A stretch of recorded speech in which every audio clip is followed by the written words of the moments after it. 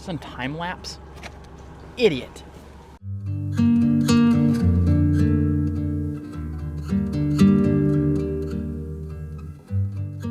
There's always a lot of anticipation that goes into like a trip like this. You're always like nervous you didn't prepare enough, or that stuff's not gonna go right. Especially with trying something new. Like this was our first time doing a houseboat.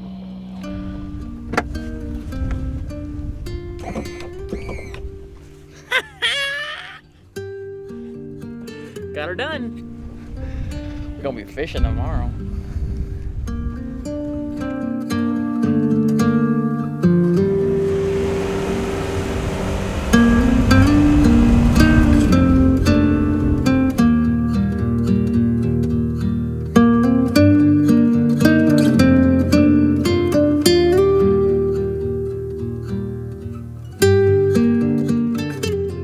Muskie fishing on Lake of the Woods is just incredible. Like, it is such an amazing fishery.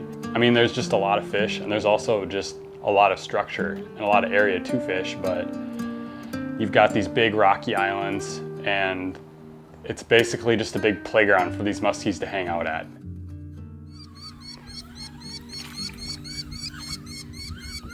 It's so funny. Come down here, say it to my face.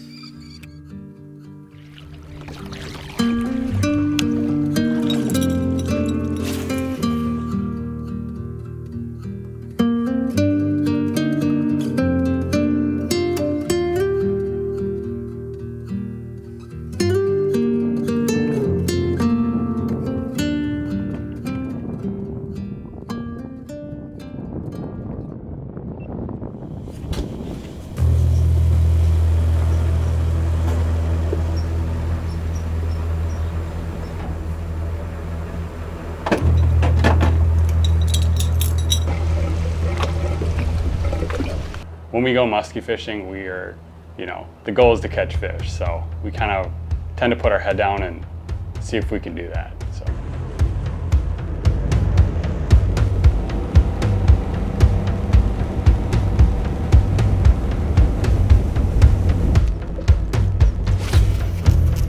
It's a grind, but it's a fun grind.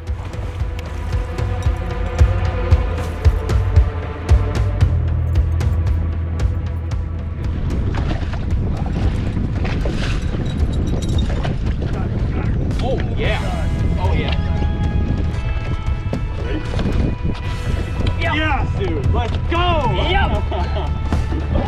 Cast at that rock, bud. Oh yeah. Oh my god. Oh, look at that fish. Dude. Beauty. 47 3/4. It's so sick.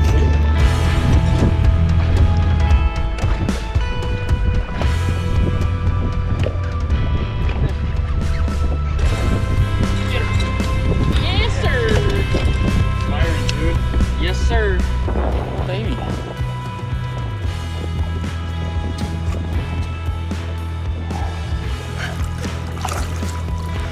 Bye. That's not straight. These things happen.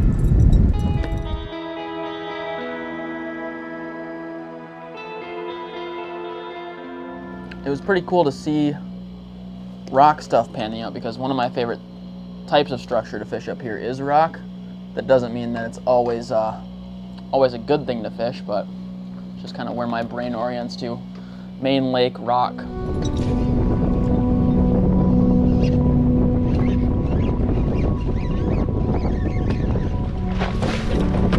Get him.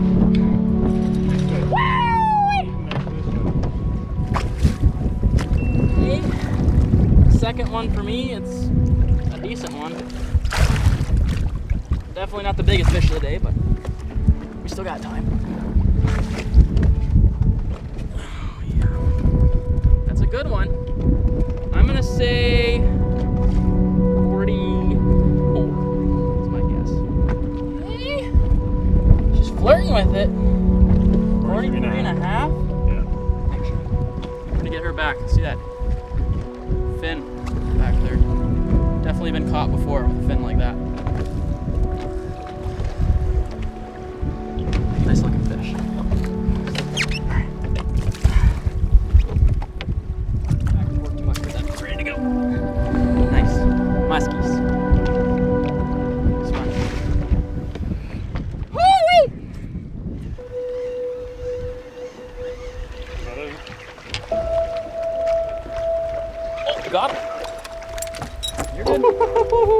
sick. She's barely hooked.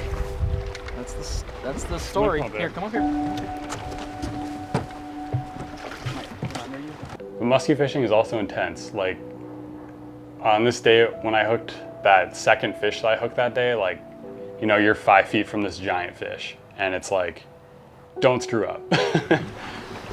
Not ready. So I'm fighting this fish, it's like right in front of me, barely hooked. And it's just like this super intense, dramatic situation where you've been fishing all day and you finally hook up and it's like, you don't want this fish to come off, but you just do whatever you can to make it happen, honestly. Oh! Oh! Dude. Agony, dude. Oh my god. Whoa, that thing's big. I didn't know it was that big. Oh my god. Holy balls. That's a nice one too, dude. Look at the head. Dude. Great one. Probably, what'd you say? I don't know, 40. 47. 47. Let's find out. It's big. Chill. Oh my, okay. Okay. Okay. Okay. Wait, make sure she's mouth's closed. Yep. Mouth's closed. Yep. Up to the top. Pinch and 48 and a half. All right. That's a beauty. Both those fish I caught that afternoon were just like a complete blessing. Having them come into the 8 like that and eat right there in front of you is the coolest thing ever.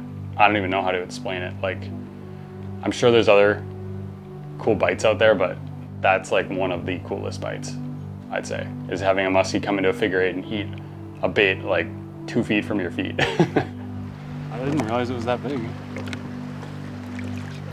Me neither. That's beautiful fish.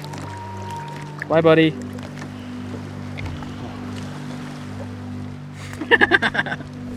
Wowie. Wow. Wow. Okay, I put up to the after party.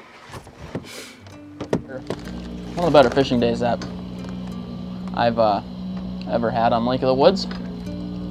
Putting over 175 inches of fish in the net in a day, which was nice. Unreal, just unreal. It was such an unreal day of fishing, like best day of muskie fishing I've ever had, by far. The boat's moving right now. Oh shit. I was gonna tie the boat up and all of a sudden the motor started knocking on a rock and I was like, well, how is that possible? I was parked right there earlier. It's because we're freaking sideways, dude. Stuff always goes wrong. Especially like on any kind of trip like this, you're dealing with gear failing, bad weather, anything like that. I mean, if it can happen, it will happen. Especially whenever it seems like Mav and I go on a trip. Went to go launch the boat and my brand new starting battery as of this year was dead sight unseen. Morning rolls around and came out and it had about 1.5 feet of standing water in the back. Everybody loves to see that in their boat. So we pulled it back out, couldn't find the leak for the life of me. Checking the hull, checking hoses, finally found an aerator hose that the cork was just starting to rot out. Great. I'm just gonna go verify that it's shot. Yeah. Still good. So we fixed that, put a new bilge in. Fun thing about boats is you can spend as much money and time on them as you want, but stuff still goes wrong. It's like you go into the trip kind of expecting some of that. The fishiest dude I know. Not true. The fishiest dude of the day. Yeah, boy!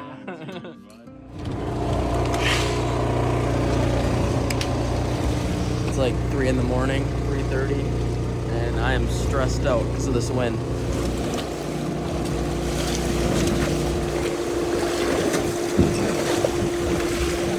We had really high winds on Main Lake, and we're just camping around wrong spot, wrong time.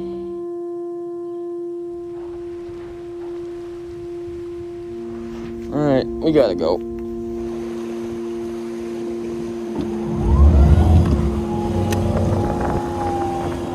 Yeah, I got a spot.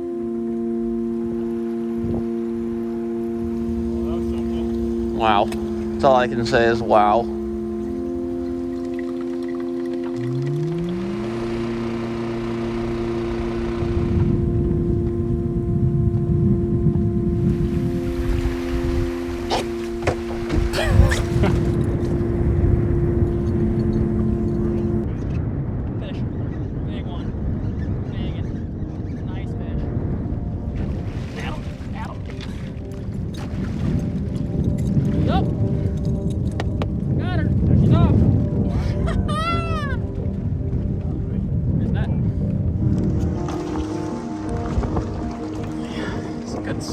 fish though. They're so thick.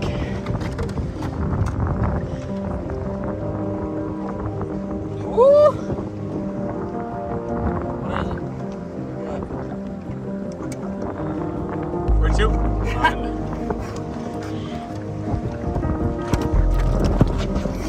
What else got a fish pop Friday? Here we go. So thick. See you later, bud.